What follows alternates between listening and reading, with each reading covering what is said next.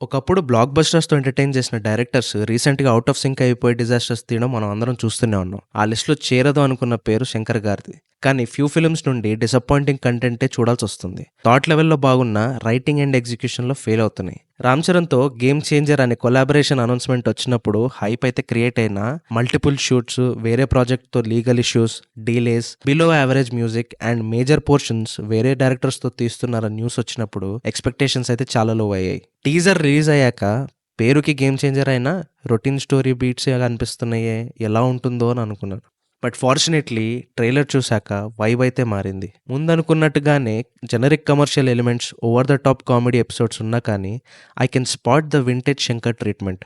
Strong emotional connect, performances, messaging and commercial entertainment elements చాలానే కనిపిస్తున్నాయి. On this note, we are wishing for a బిగ్ కమ్ బ్యాక్ ఈ సంక్రాంతికి. Joys of cinema is hopeful for game changer.